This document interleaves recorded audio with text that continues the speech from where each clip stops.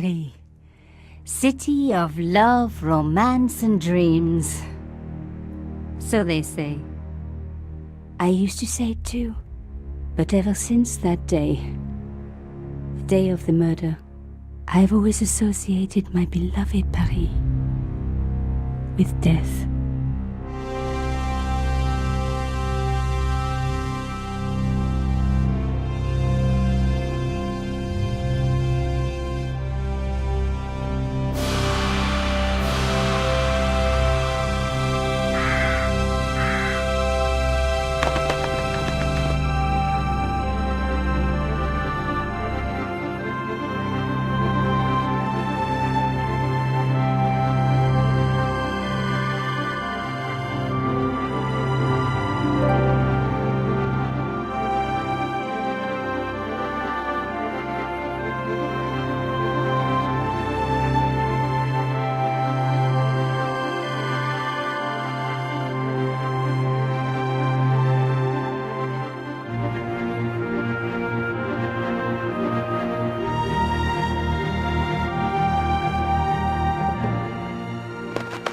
I was at home having a bath when my editor called.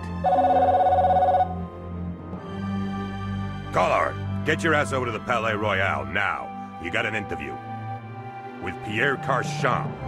Yes, the Pierre Carchon. No photos, so leave your gear at home. He asked for you personally. Don't ask me why. Anyhow, this could be big, so if he makes a pass, don't forget.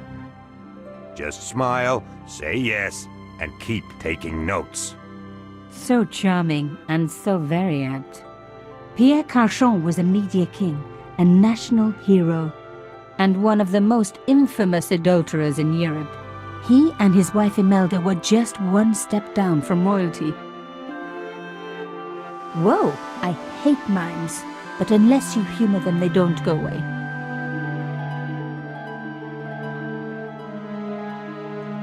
Here I was, the palace of the Media King and the Ice Queen. I pressed the doorbell and set in motion a chain of events which would change my life forever. Yes? What is it? Madame, my name is Nico Collard. I'm here to see Monsieur Carchon. Come up, we're on the first floor.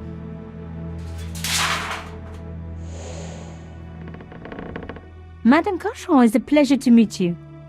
Yes, I'm sure. The Ice Queen was certainly living up to her reputation.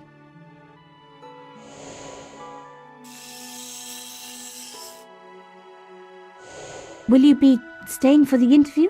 Mademoiselle, I know little of my husband's business affairs, and I care even less. I certainly have no intention of watching him pore over yet another pretty little journalist. Pretty? You're too kind, madame.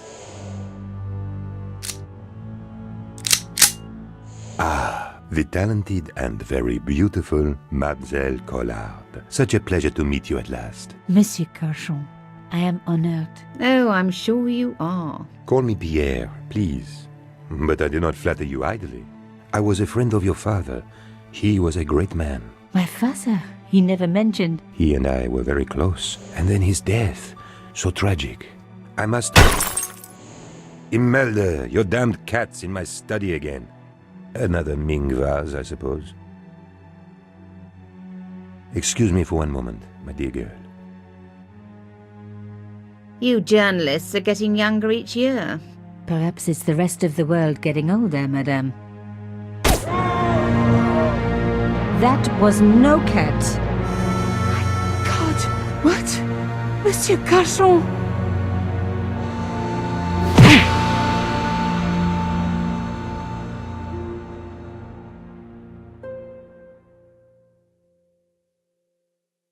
He's dead. I must call the police. You'd better stay here. There was a man. It was the mime. Do you think he...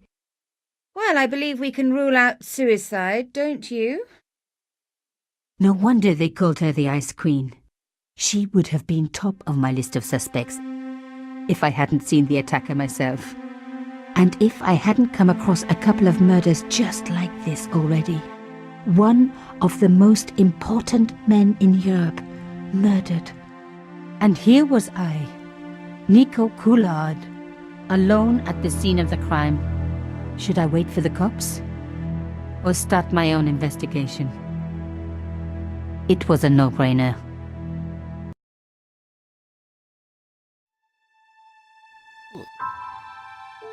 Hello folks, on today's menu, the Broken Sword original game. Well, actually the director's cut, because I have no idea what this chapter is all about. Bit of nostalgia. Let's just enjoy this one. A bust of Pierre Cauchon, humble servant of La France.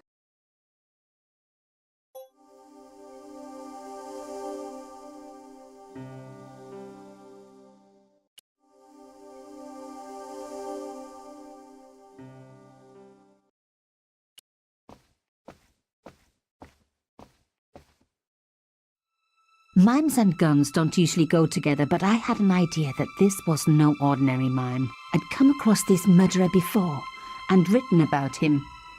The costume killer, at least that's what I'd called him.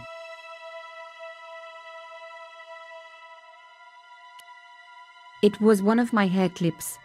My favorite, in fact. It must have fallen when I was knocked down.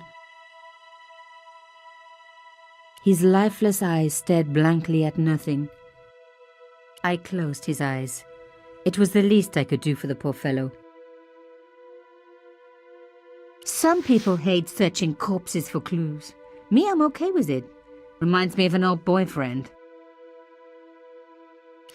In his pocket, I found a ticket stamped Bateau de la Conciergerie. Taking the ticket meant I tampered with the evidence. There was no going back now. Cauchon had been shot.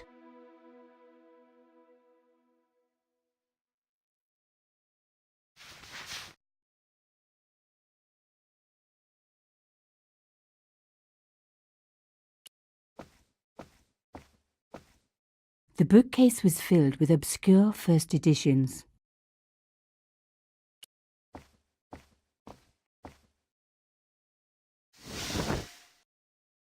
A small round piece of glass had been cut out of the pane. This was a professional job.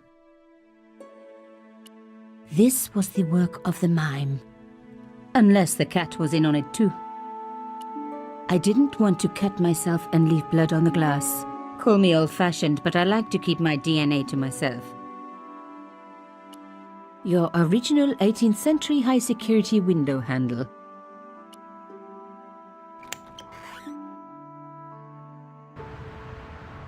The killer must have used a ladder to reach the window. He was long gone. Guess he folded that ladder up, popped it in his pocket and took it with him.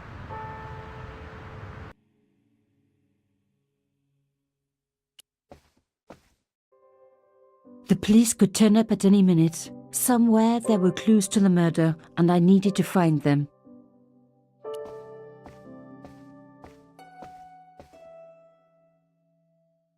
A beautiful cloth had been draped over the table. It was embroidered with an unusual cross.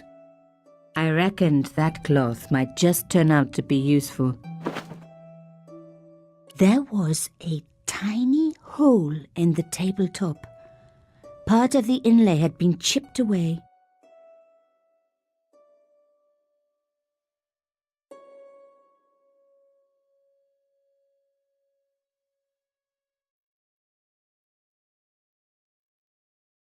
Even my fingernail wouldn't fit into such a small hole.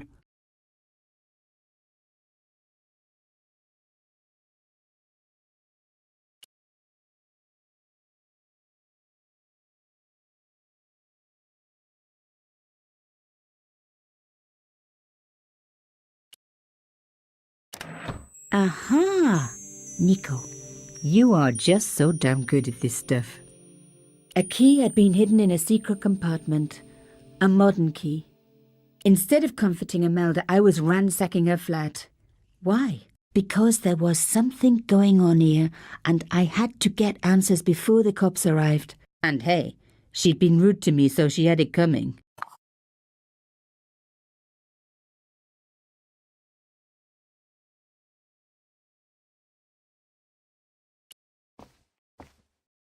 Imelda had talent, but I certainly wasn't going to tell her that. It was a tube of acrylic paint, French ultramarine. Just the colour I was after for my bathroom. I'm sorry, I have to go. Someone is... Young lady, what are you doing? Oh, this paint. It's my favorite color. For God's sake, keep the damn stuff.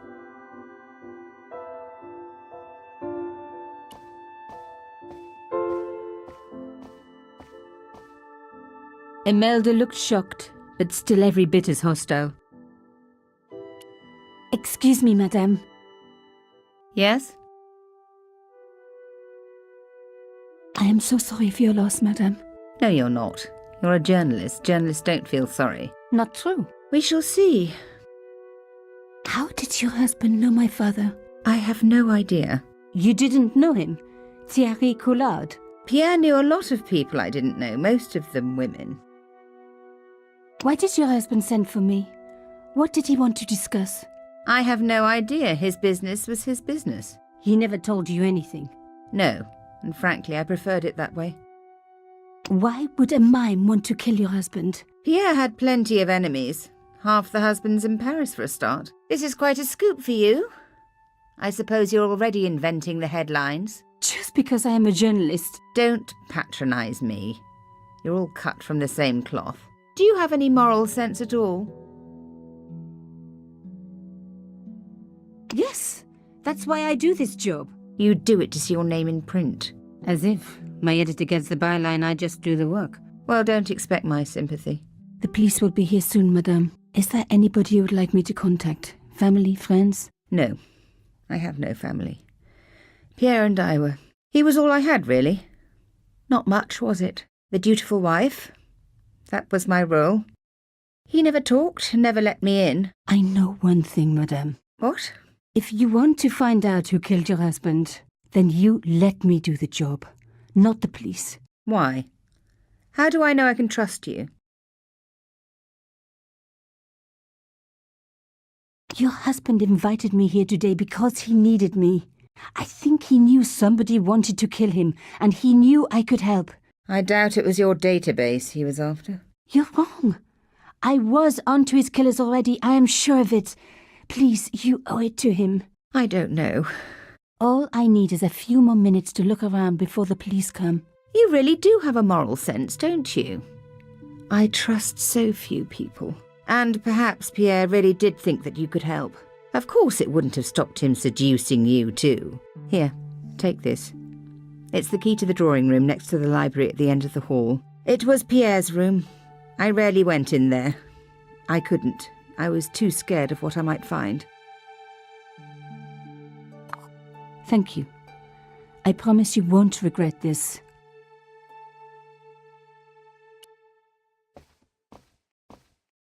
I thought of leaving, but was sure there was more to...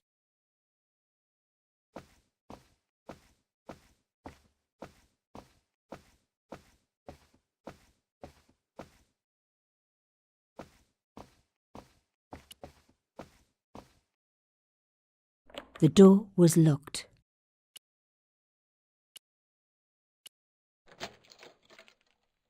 Now we were getting somewhere.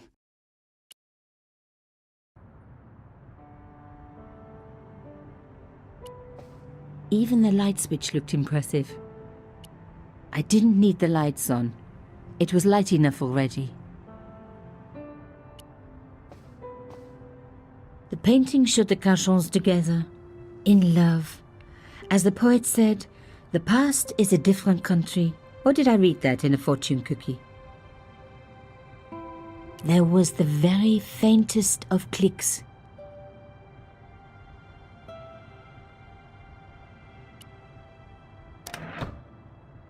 Behind the picture was a safe. The safe looked pretty secure. The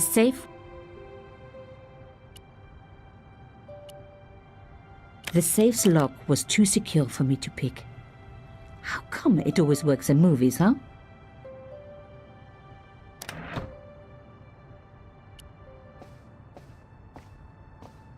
The sofa was antique. For one horrible moment, I had an image of a naked Carchon wriggling around on it with a young journalist. Oh. This wasn't the time for me to lie on this sofa doing my Marie Antoinette impression, though it is very popular at parties, especially with gay guys. Don't ask me why.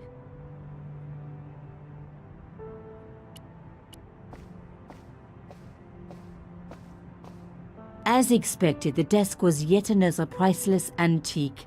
Yawn. The blotter and in tray had clearly been placed with mathematical precision. The in tray, like everything else in this place, was beautiful. One day I was going to have an in tray like that, even if I had to sell my apartment to pay for it. My heart skipped a beat. It was a carved elephant. But not just any carved elephant. It had been made by my father. I knew for certain because in my apartment I had its exact twin, carved into a box he had made. So Carchon had known my father. They really must have been friends. I decided to take the carved elephant. It clearly meant nothing to Imelda.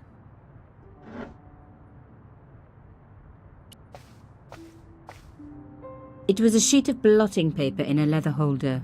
Its cracked surface looked ancient, reminded me of its owner. I didn't need a sheet of blotting paper. Not while it was blank.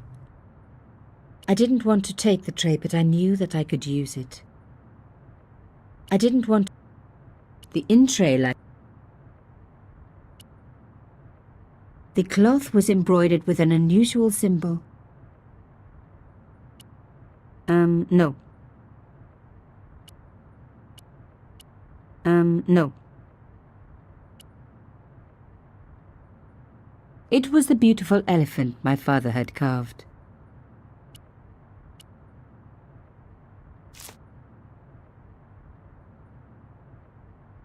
I'd spread blue paint over the bottom of the tray.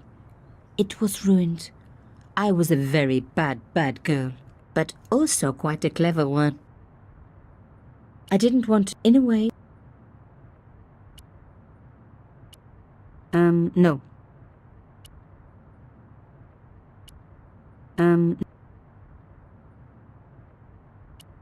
I didn't need...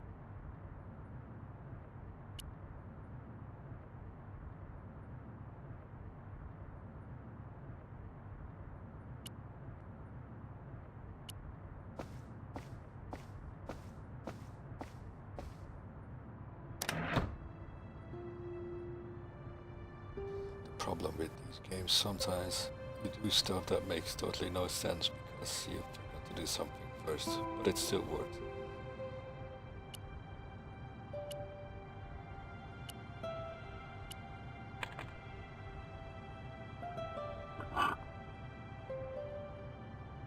In the safe was some kind of artifact. There were strange symbols on its surface. It looked like the printer's blocks I'd made at art school. If there was one thing I'd learned about symbols, they are always important. But these symbols scratched into stone were impossible to read. I needed to find a way of printing them. At least the stone was round. But what could I use for ink? And what could I print on? Sure, I was stealing, but I knew Imelda didn't know about the artifact, and Carchon was past caring.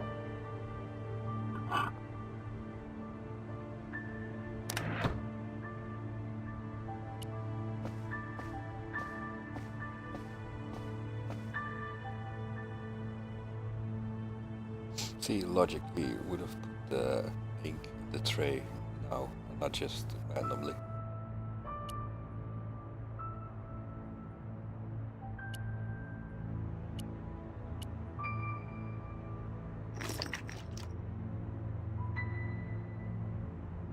I rolled the artifact in the paint until it was completely coated.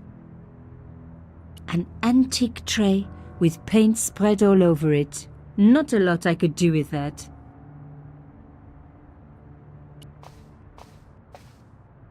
I didn't need a sheet of... No. There were still some traces of paint in the tray. It would never...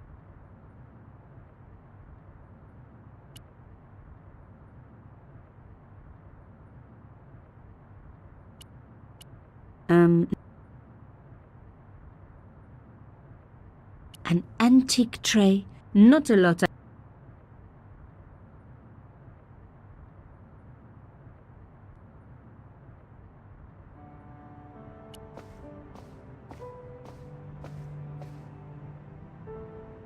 Locked, not so.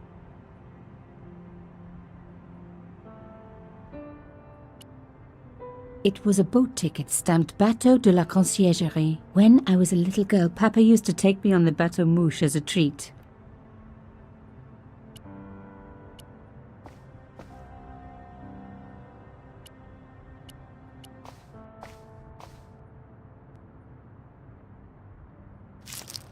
Genius! The roller and the pen worked just as I planned. But what did it say? A secret message had been printed on the blotting paper. It was some kind of coded message. It read, "Sub judice." I may not have learned a lot as a journalist, but that was a term I knew well. It means a legal case that is before the courts. Below it was a sequence of letters that made no sense. I suddenly realized there was a connection between the boat ticket and the coded message. The boat ticket was stamped Bateau de la Conciergerie. The conciergerie on the Ile de la Cité, by the river, housed the ancient law courts. So, sub judice could in this case mean literally under the law courts, below the conciergerie. I was pretty sure I'd found all I could here. And besides, all this opulence was making me pine for my regular life of poverty. This was a huge story. It was also one heck of a puzzle with a lot of pieces missing. But I was going to crack it. And if I could just remember the name of that fancy prize you get for being an ace journalist, I was definitely going to win it this time.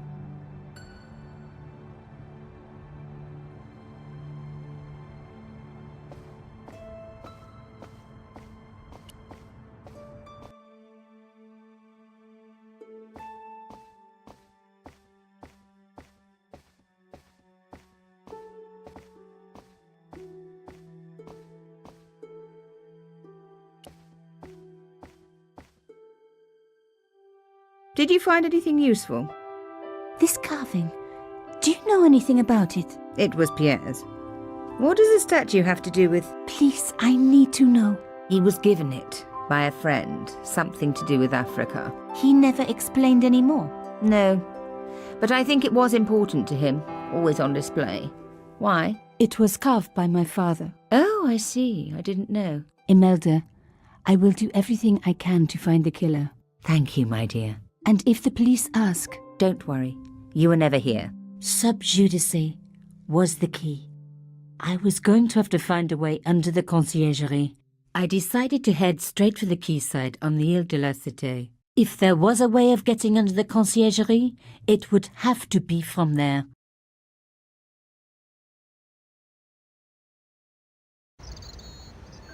Canchon wasn't the type for messing about on the river. He was up to something down here. Something that got him killed.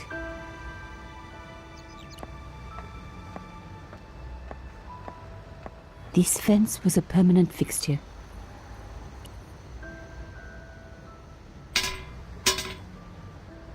The fence wouldn't move.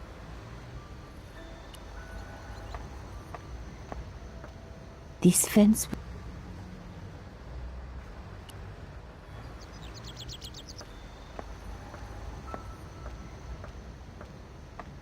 The cross looked familiar. I'd seen it before. It was embroidered on the lace cloth I'd picked up at Canchon's apartment. I knew I was on the right track.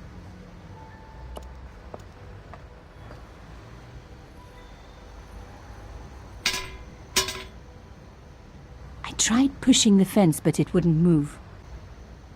A strange pair of locks stopped the latches from releasing the gate.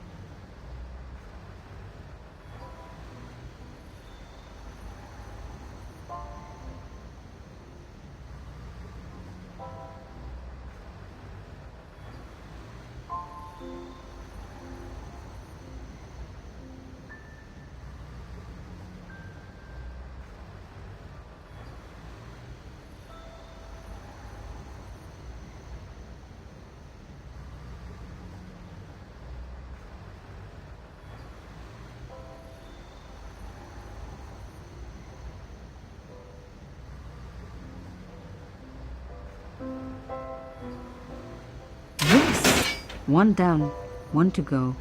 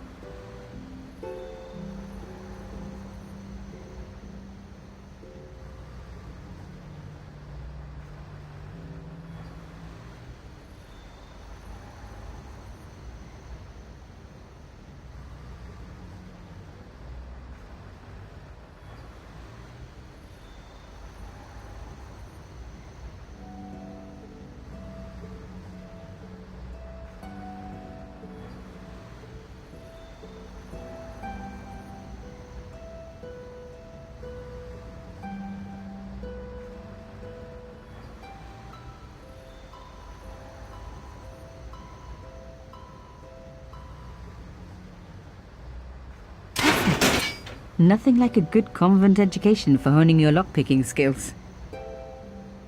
I am not very good at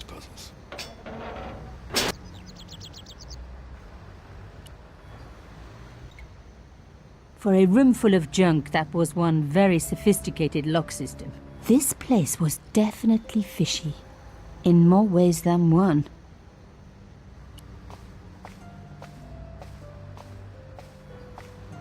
The skiff hadn't been touched for years. I've got an exercise bike just like that.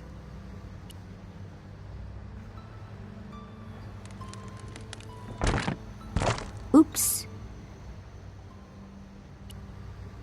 It was an old shell case, probably from the 50s. I knew what I was talking about. I grew up watching war movies. An old shell case. I wondered what that was doing there.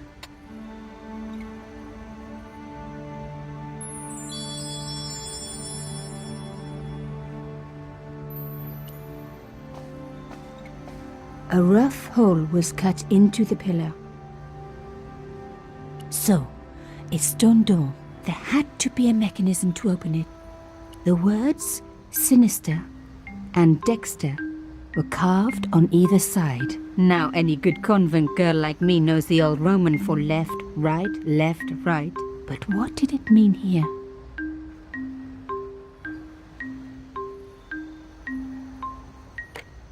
Nothing happened. Nothing happened.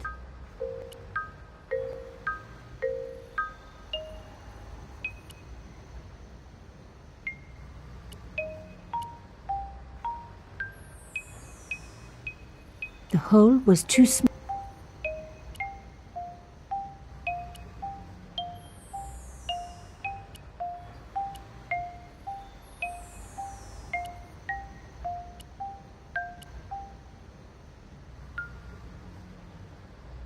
Mystery solved. Carchon's stone cylinder slotted into the hole with a satisfying click.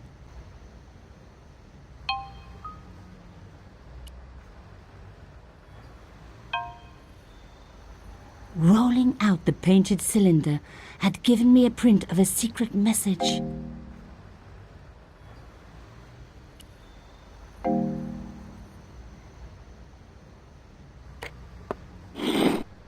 A satisfying click told me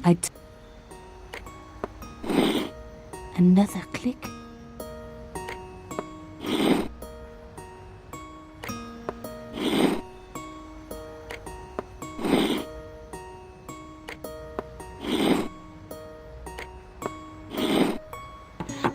I love the sound of locks clicking open. That's what beats puzzles.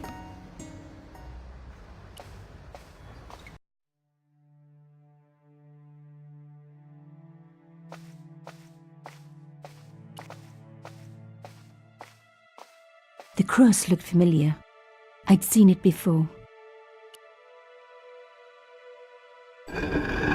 Oh my god! The slab came down with a hell of a force.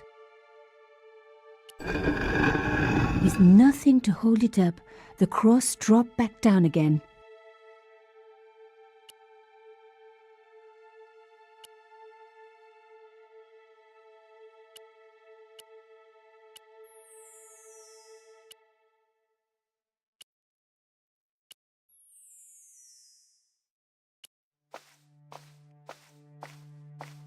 The panel wouldn't move.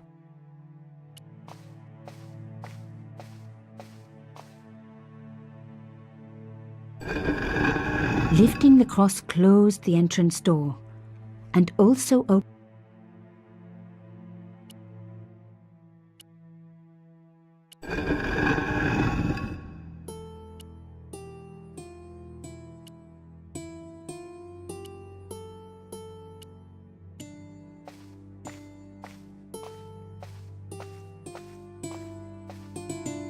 Ut lex vel ut next sumito. To the law or unto death, submit. I guess these people didn't believe in liberté, égalité, or fraternité. Yes, I'll admit it. I was a swot at school. I also wore lipstick and the nuns never knew.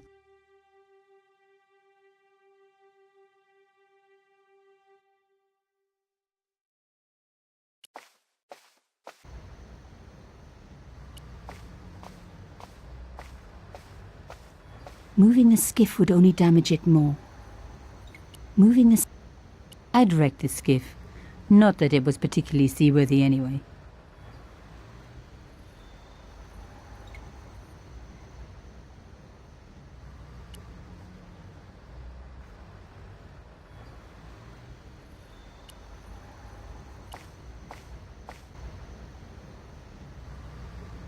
I wasn't leaving. I really didn't want to pull the fence back up and risk trapping myself in this place.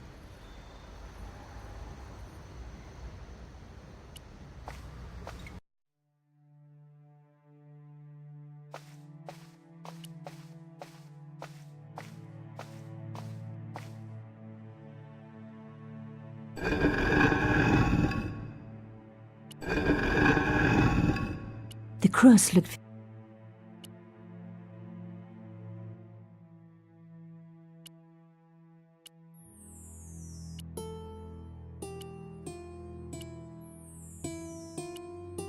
It was the beauty...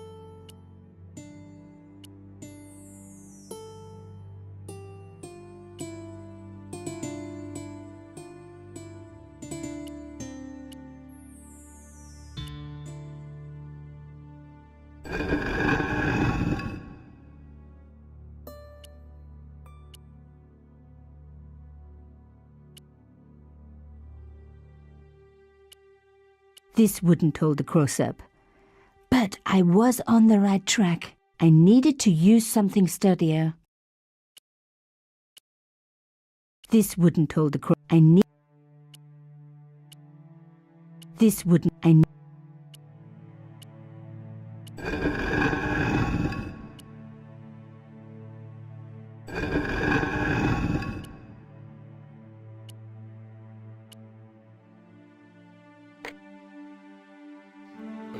The stone cross was propped up. Now I was getting somewhere.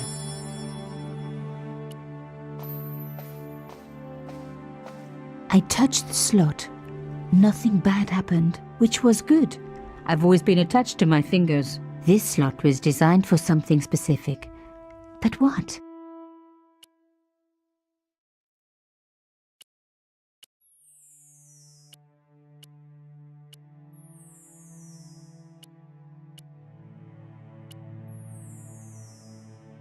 A round slot precisely carved into the stonework.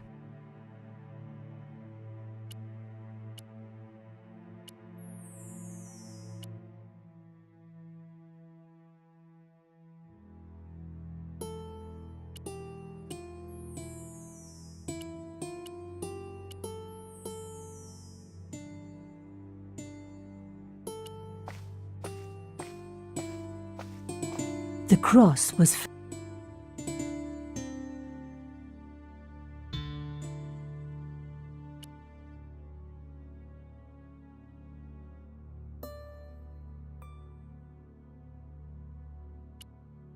no. No.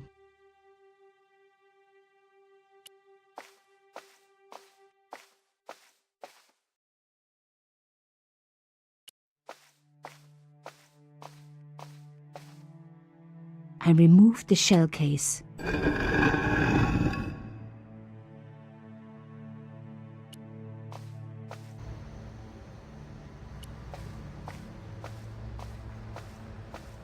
Moving the skiff would...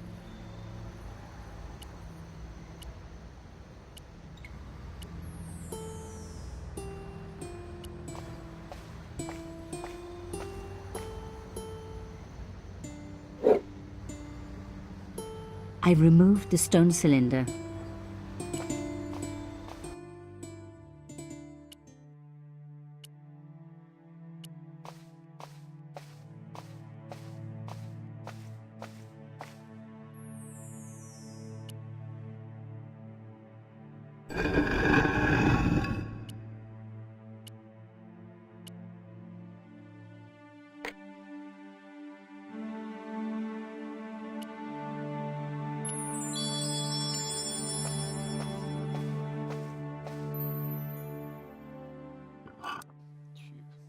This was somewhat frustrating. With The shell. artifact slotted into the hole perfectly.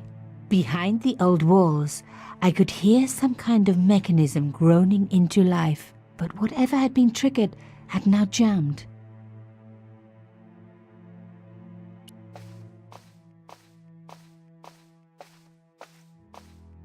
A hidden door. This was getting interesting. Shame the mechanism jammed. I was going to have to find a way to prise it open.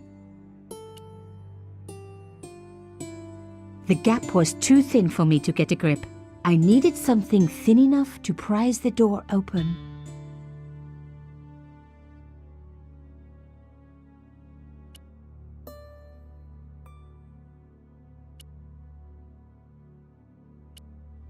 I was going to need something a lot.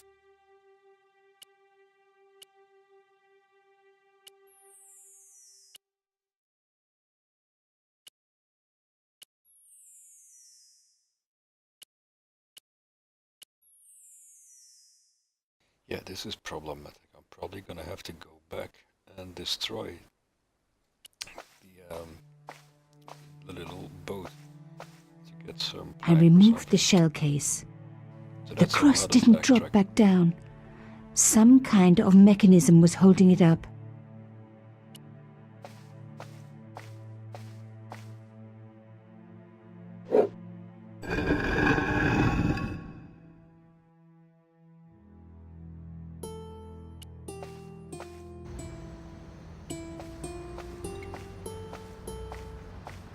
Moving the skin. Or not.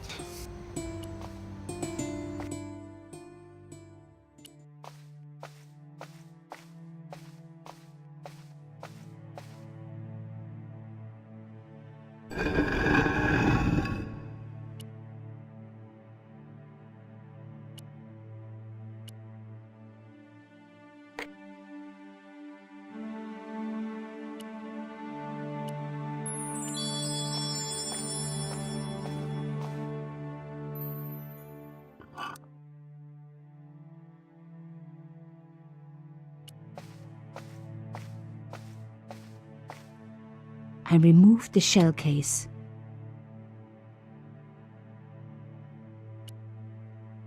The cross didn't drop back down. Some kind of mechanism was holding it up.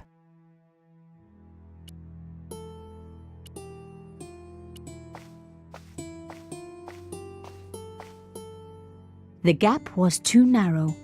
I needed something flatter to work into it.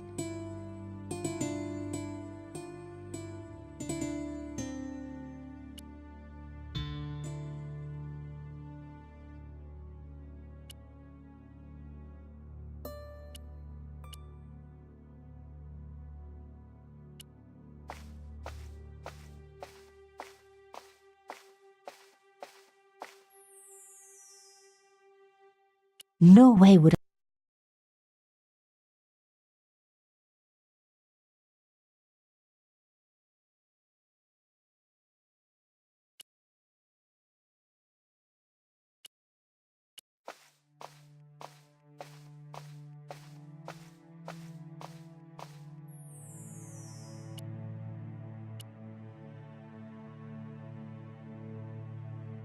The cross didn't.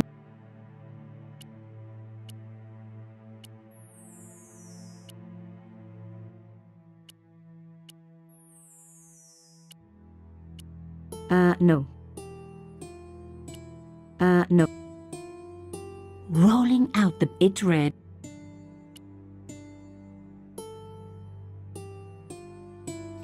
Okay, now I have no idea.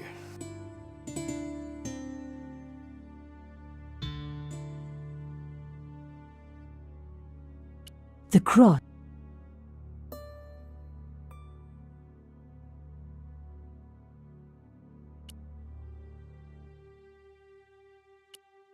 No.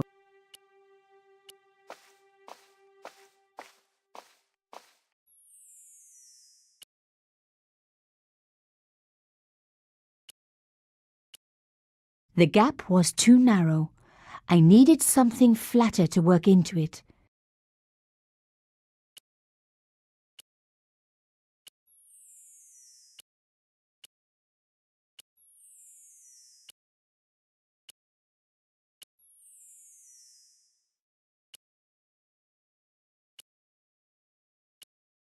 I was going to need...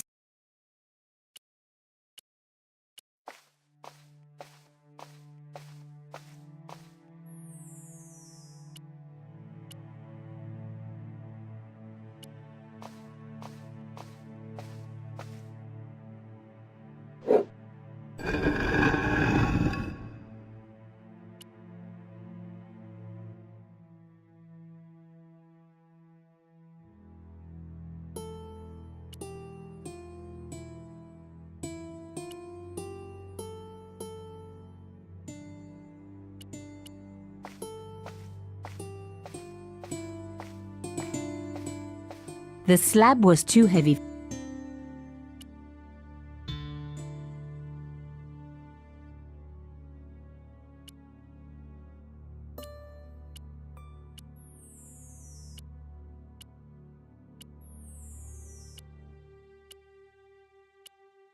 I needed a gap for leverage.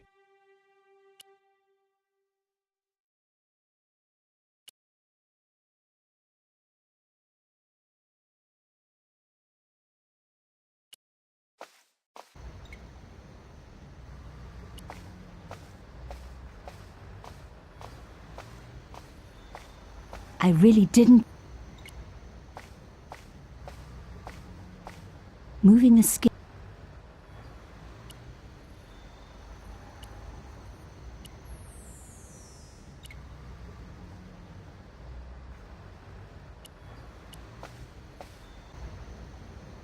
I wasn't.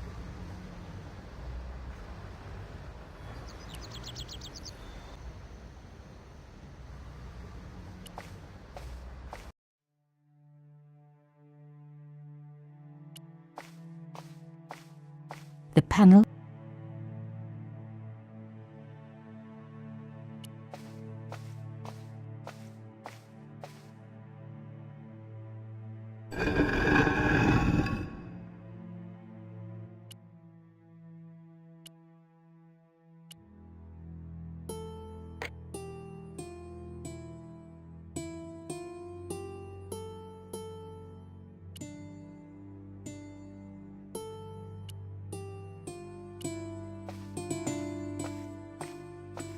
Shane.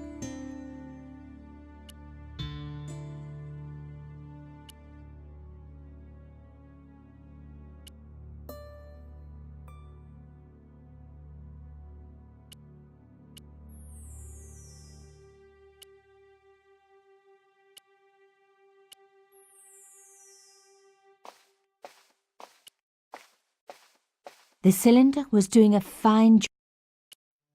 I took the stone cylinder.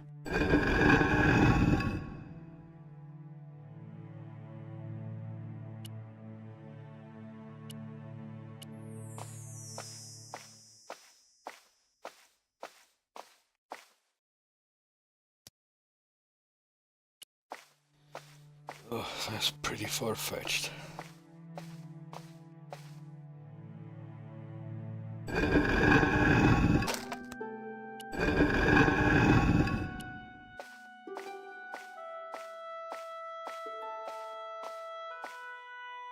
The stone slab had flattened one end.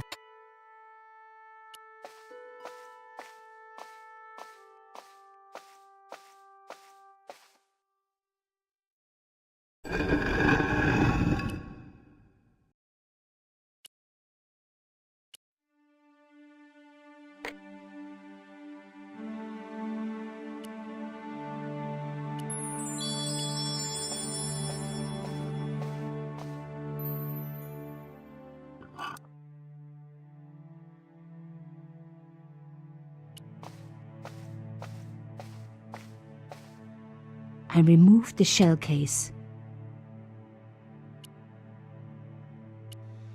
Alright, this has got to be it.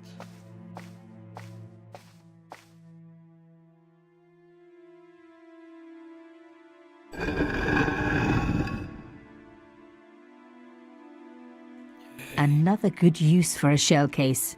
Another secret room. Somebody had something to hide. But was it what I was looking for?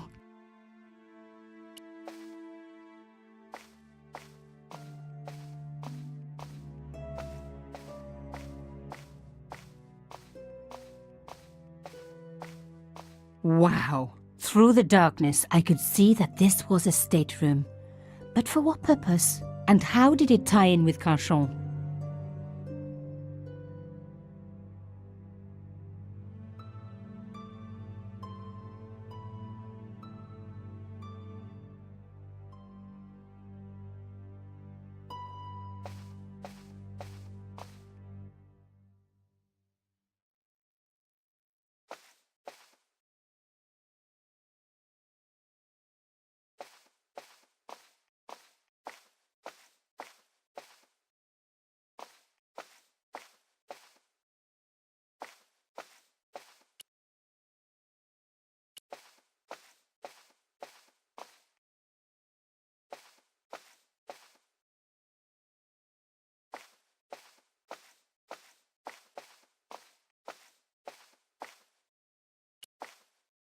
Amazing! The thing still worked. The room lit up bright as day.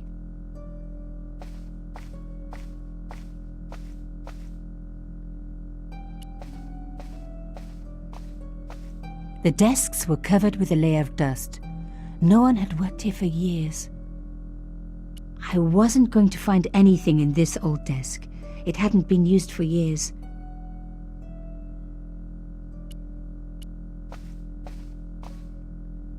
The flags had faded, but their message was still pretty clear. Fascist regalia, a message of hate.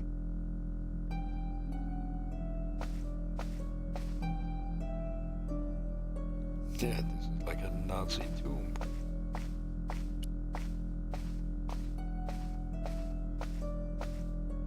It was pretty clear from the lack of dust that someone had been working very recently at this desk. Oh my God! The sheet was a printout with my personal information. Everything from my favorite food to my waist size. They were right about chocolate, but come on guys, I'm a size 10. There was even a picture of me, taken with a telephoto lens. Carchon wouldn't have taken these pictures himself. This was big and organized. I was part of it. And people were getting murdered.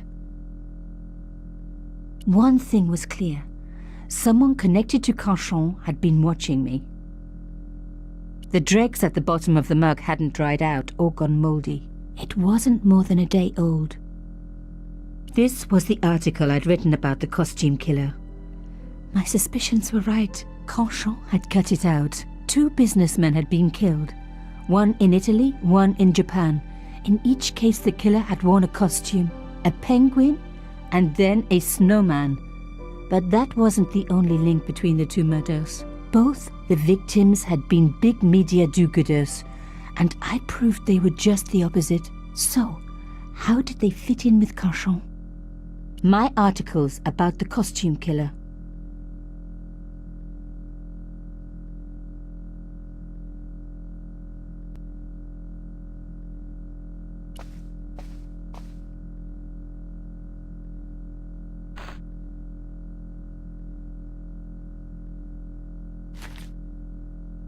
Inside the drawer, I found a note written in some kind of code.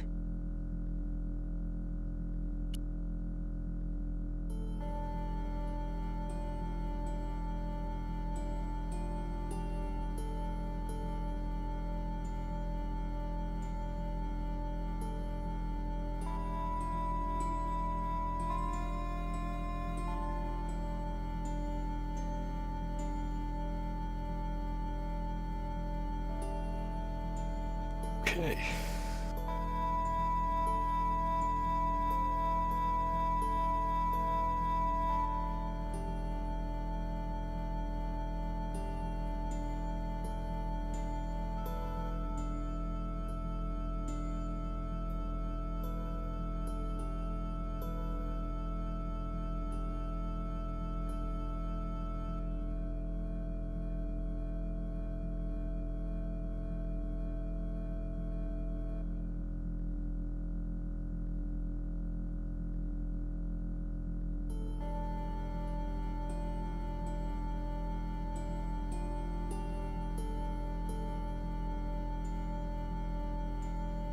This looks like it might be off.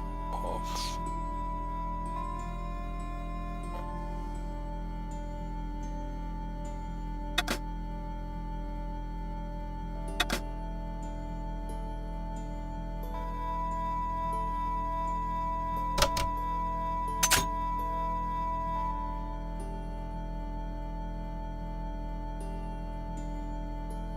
So far that makes sense. This could be a T2.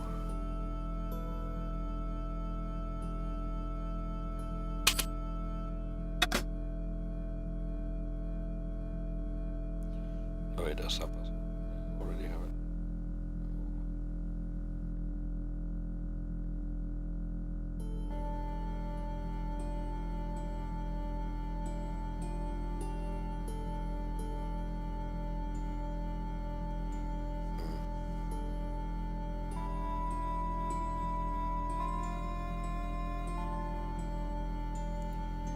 Alright. Oh, I did want to undo them all. Oh.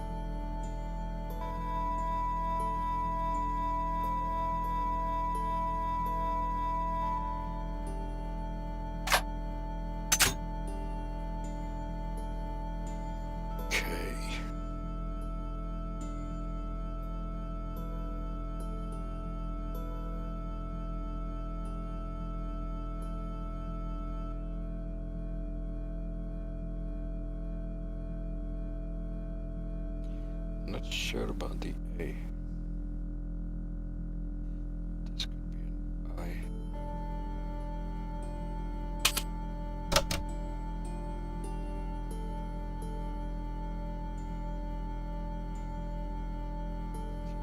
That has an S.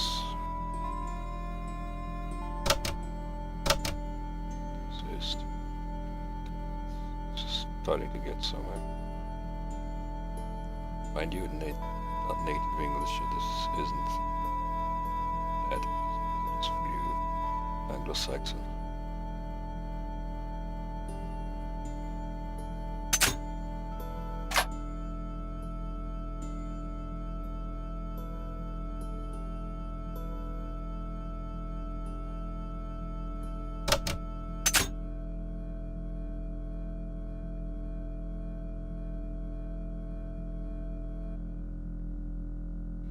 Okay.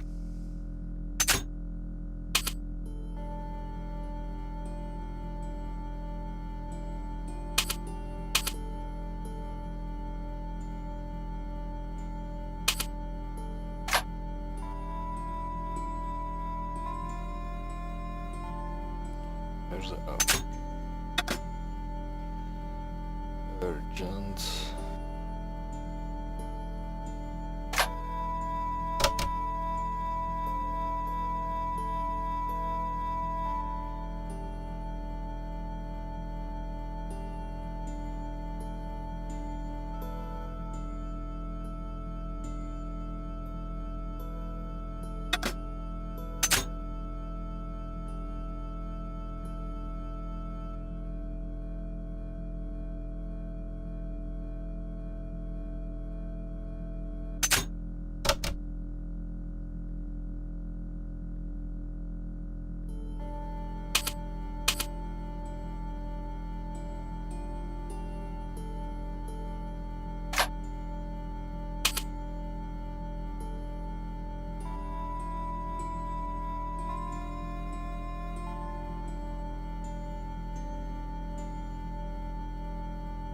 I don't know, but I keep reading this as S.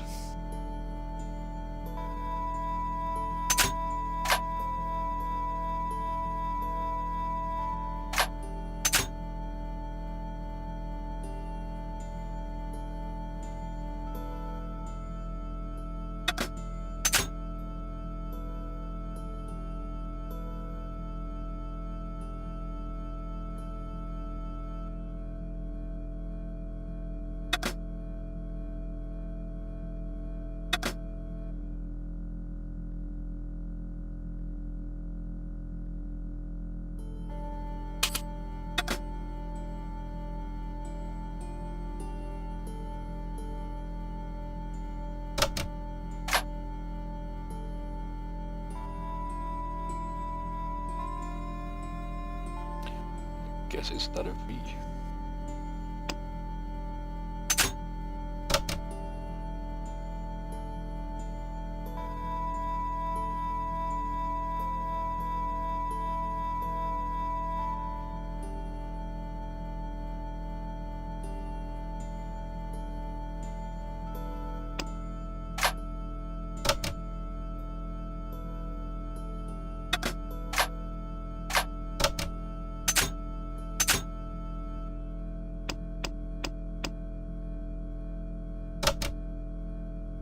I had decrypted the note. It read, Pierre, full report to follow. But this is too urgent to wait. Arno and Yamada both dead. This is not a coincidence. Indeed, it seems that all of us who came together in July are in danger. Take great care. X. I wasn't the only one to make the connection between the costume killer murders. I'd been right all along. That was why he had asked to meet me. But what did I know that he didn't?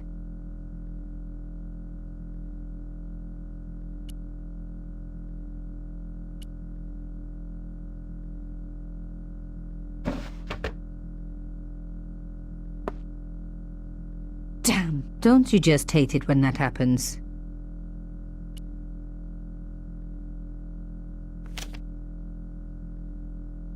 A photo. long lost, had fallen down the back of the drawer. It was very old, but there was no mistaking the guy in the foreground.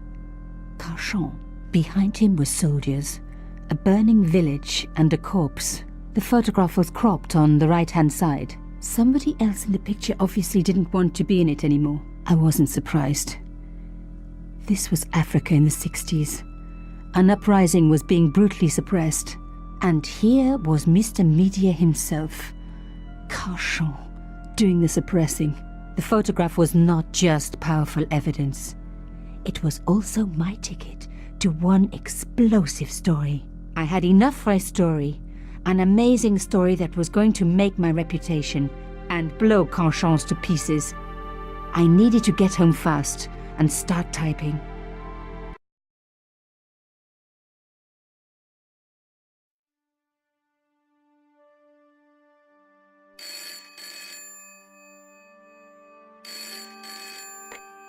Bonsoir, Collard. Nico, it's Ronnie. Hey, Ronnie, you cracked open the champagne yet? Are you crazy? What's wrong? Wait a minute. You didn't print it, did you? Course I didn't print. That's the best piece I've written. The last, as far as I'm concerned. It's important. It's suicidal.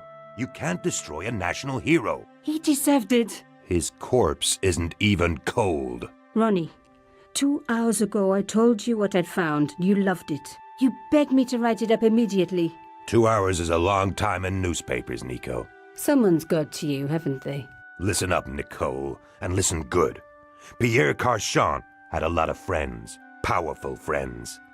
For your own sake. Forget what happened. You got it. End of conversation. Good night. Dig. This should have been my big break, but I knew there was nowhere else to sell this story. If Ronnie wouldn't print it, nobody would.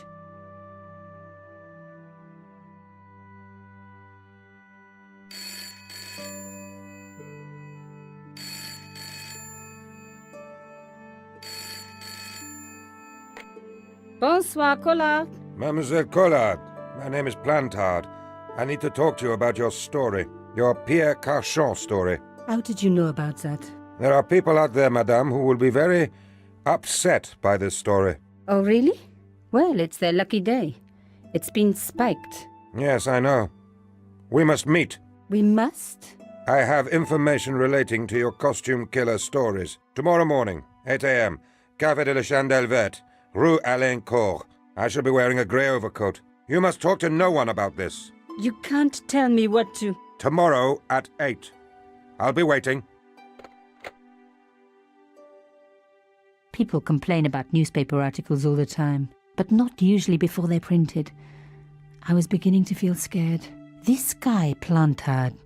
Could I trust him? Should I meet him or forget the whole business? I didn't have an answer.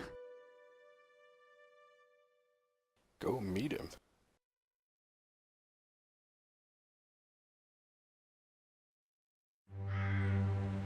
I'd only been in Paris for a week, but already I'd fallen in love with the city. My latest discovery was a little cafe, La Chandelle Verte. I was pretty sure the waitress was taking a shine to me. That old Stobart charm, I guess. Little did I know my reverie was about to be so rudely interrupted.